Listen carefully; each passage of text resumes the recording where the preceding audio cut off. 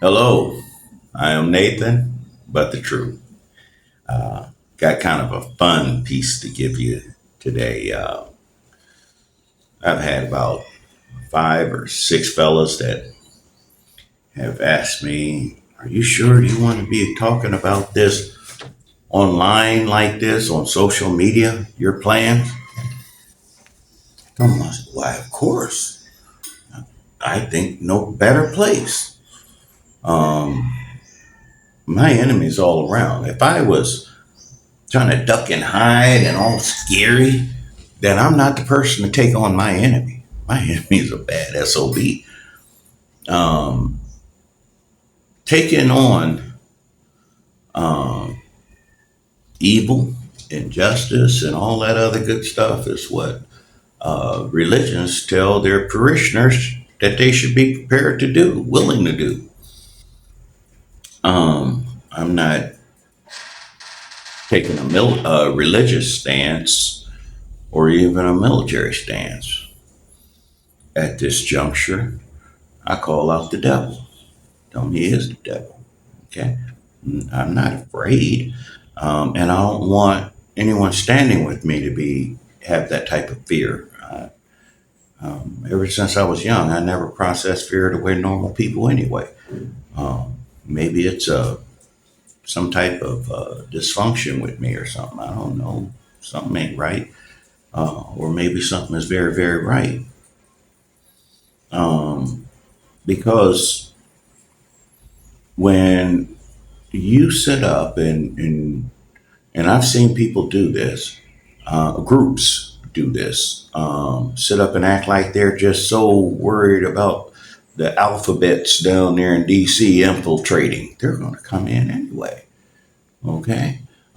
They have more or had more during the George Floyd. They had more FBI operatives infiltrated into the Black Lives Matter movement, which is why they knew that it wasn't an organization. It was just a movement.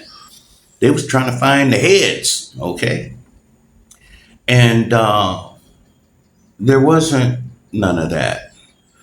Um, in fact, what was it? One became notable, but there was about 4 of them that ended up getting arrested. These are FBI agents and CIA agents that got arrested. Only the reason the one was noted was because he was beaten so severely. I mean, they beat the crap out of homeboy. He was down there trying to see what kind of dirt he can pull up on his own folks. And white boys caught him. And he, of course, like everybody else, he threw his hands in the air. They arrested him for just peaceful protest. All he was doing was standing with the crowd. And they commenced to beating his butt. And he tried to give the safe colors, the safe names, and safe everything, and they didn't care. And when they got him to the station, they beat him some more. That boy ended up with a multi-million-dollar lawsuit. He won millions. Um, but that's what they do. Know that. I welcome it. And the reason I welcome it is because Whitey Bulger, if you don't know who that is, I suggest you guys find out who that old boy is. Whitey Bulger was head of the mob in Boston, okay, Massachusetts, I think, Irish mob or whatever. And they had the FBI infiltrate his mob organization, and he flipped the agents. He ended up running the whole field office of the FBI, worked for him. Down in Mississippi, you guys hear they made a movie about it, about the 3 young men. Strangely enough, the combination blows you away too. One was cosmopolitan white boy, one was a Jewish kid, and the other was a black boy. All 3 of them down there in Mississippi during voter rights. They were down there assisting Medgar Evers in trying to fight, combat voters' rights and stuff like that. And they called them, the Klan called them and murdered them and buried them. At the time, The United States government had two FBI agents infiltrated into that organization of the Klan. So, with all the outcry, they had to go and try to look for them boys, and they really didn't even have to look for them because the two FBI agents was in on it. They had flipped. They shared ideology. Just recently, a young boy was murdered a few years back at a high school by an FBI agent's son, okay? And because he dated the boy's girlfriend or had some kind of relations with her.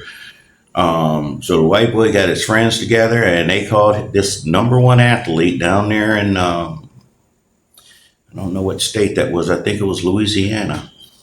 They caught that boy in the gym and they unalived him, took his life out away from him, rolled him up in a mat, a gym mat, and left his body there. Well, when they found the boy, the coroner said it was accidental. Okay, you're gonna beat yourself to a pulp and roll yourself up in a mat. Well, that's why coroners are compromised. They're not doctors that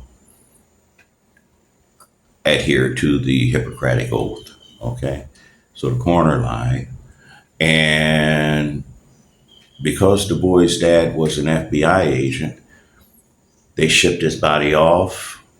They took his organs out. They took everything. They just mutilated the boy's body. So when the parents got the body to try to have it, another coroner look at it. The other coroner said, "There's nothing I can tell you." They took his brain. They took his lungs, his heart, his spleen, stomach, intestines. All that was taken from the boy's body. Okay, and that was because dad was FBI agent. He had flipped.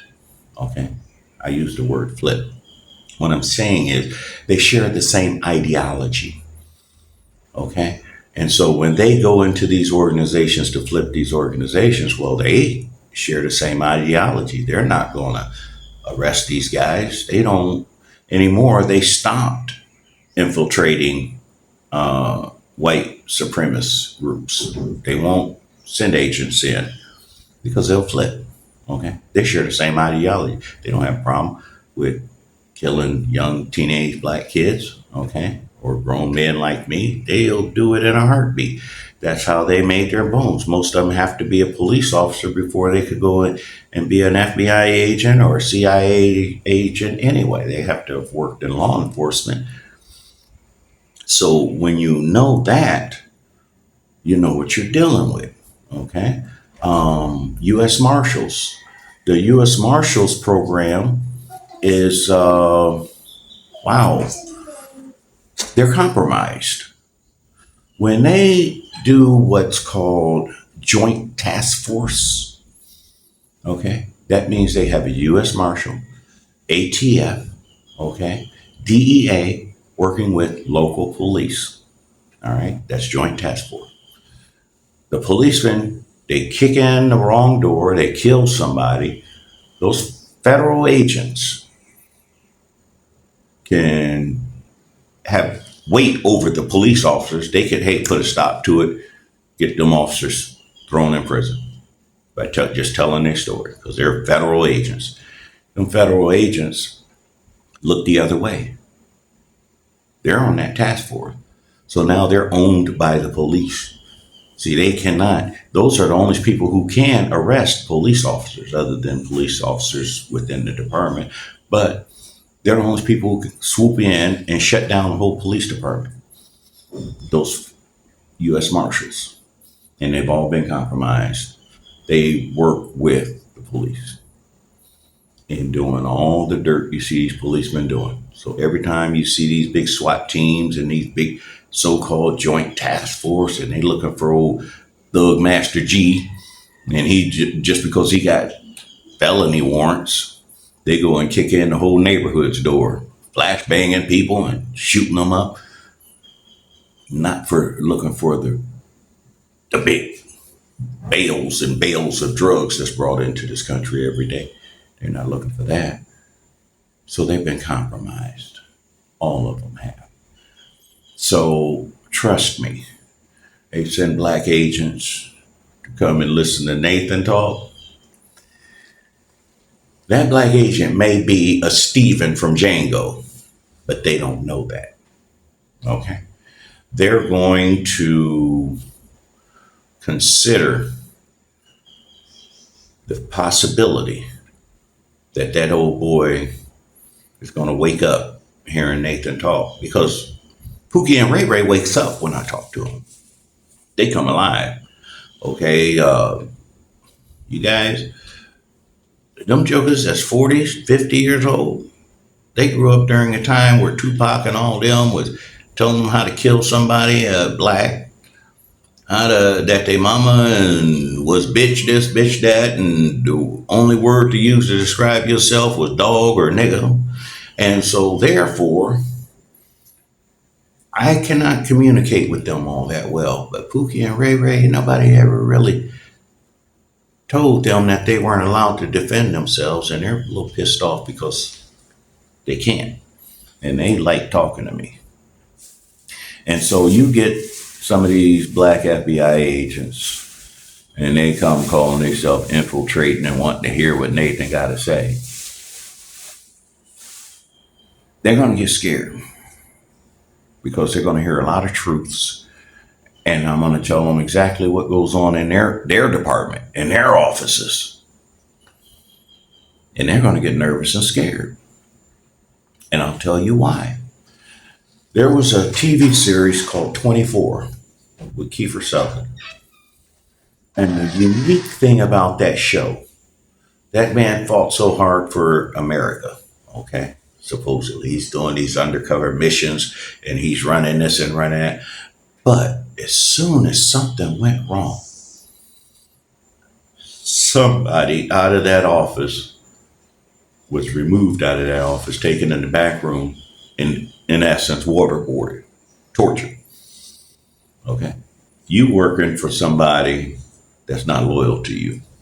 And that's why I've always told people about the mob. The mob, where they make their mistake, is they turn on their own people, their most trusted. I remember they had the movie New Jack City. What brought that boy down was the fact that he started killing his own men. Those guys were trusted. They loved him, loyal to him. And he started taking them out. Al Capone the same way. When he started killing his own people, shit, that accountant said, oh, hell no.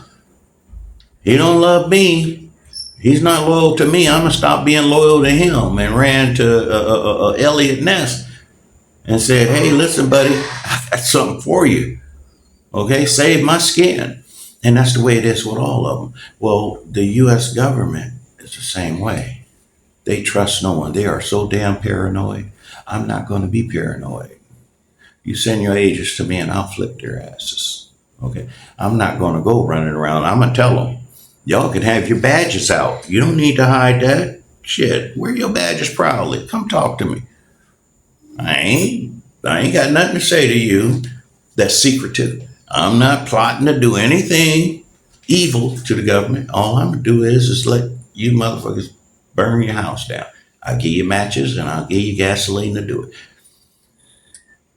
I'm not the threat. The threat is your paranoia. And what's going to happen to that black agent is he's going to call in, or they're going to call him and tell him, you've been compromised to get him out of there, right? Like he thinking he's been compromised with me. I'm going to get him. No, I ain't going to do nothing to him. He ain't been compromised. Shit, I knew who he was from the start. But they're going to tell him that to get him free from me, get him away from me. And he gonna make the mistake and tell him, well, I gotta stop by my house first. No, we got your wife and kids right here, buddy. You just come over. We waiting on you now. Okay. And then he gonna know his goose is cooked. Because see, they have a room when they bring you in to debrief. Tell them they got to bring him in for debriefing. They got that room. Well, there's a door to that room. You can barely see the door. It mixes in with the paneling. But somebody will come in and out of that door periodically. But when they invite him to go through that door, he can be assured he'll never be seen again in life. Okay. This is who the federal government is. This is who they're working for. So, do I worry about those agents that'll be trying to listen in on what we're saying on social media? Hell no. If anything, I worry about what their bosses is going to do to them when they hear that they got a plan for them. Because, see, a lot of agents at that level will have a go bag, okay? Because they don't trust their bosses, okay? They know they're going to have to sneak off the farm one day. Because I've met them. I've told you guys about some of the meetings I've had with some of them FBI agents, they're retirees. The one telling me about how many serial rapists there were on police departments throughout the country, and how many serial killers there were throughout the police departments. And they know it.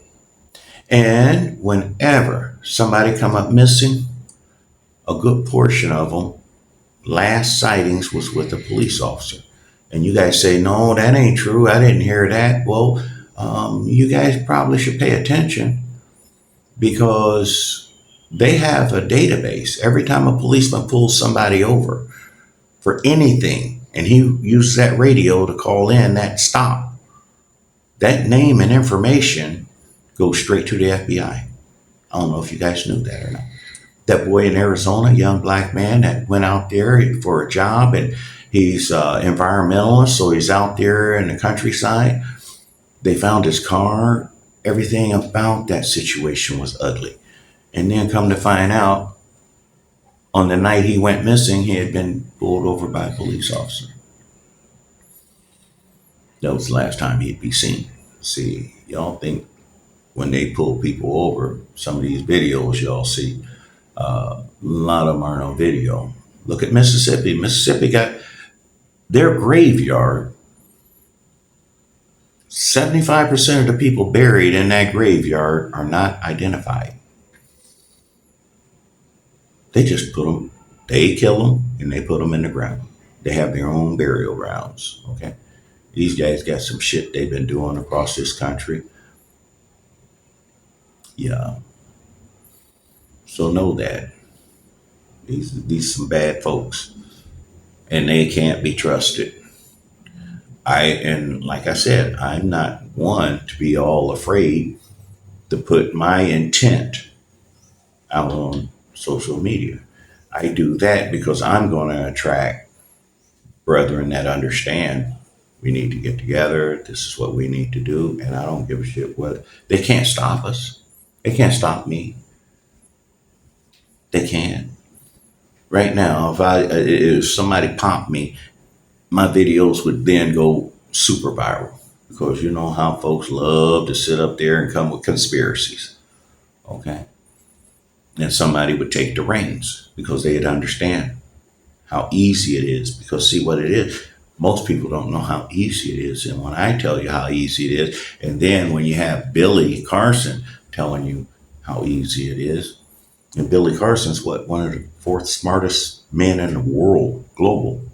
Okay, he's beyond Mensa. Okay, it's easy. Okay, so don't be afraid. Don't be thinking that you got to hide your intent. Your intent is to be free, and ain't a damn thing wrong with that. Only person get mad is the devil. And when he sent his little imps and minions to me, I'm going to keep talking the same way I'm talking. And they're going to understand me because they working for the devil. So Don't worry about it, fellas. Just talk freely. Don't be sitting up thinking that uh, you need to be all clandestine. If you were doing something bad, I wouldn't have nothing to do with you. Okay, if you had nefarious motives, I wouldn't have anything to do with you. I ain't out here trying to do any kind of bombings or shootings or anything like that. Why? My enemy's bigger than that. Bring my enemy down by using my enemy. I ain't. So yeah, send them old boys in to come talk to me, and I guarantee you, 5 minutes, 10 minutes with me, I'll flip them. I dare you. They gonna be them pulled their badges out of their pocket and sat up there and relaxed a little bit. Hey, listen, I am Nathan Robinson, and I am back quiet. I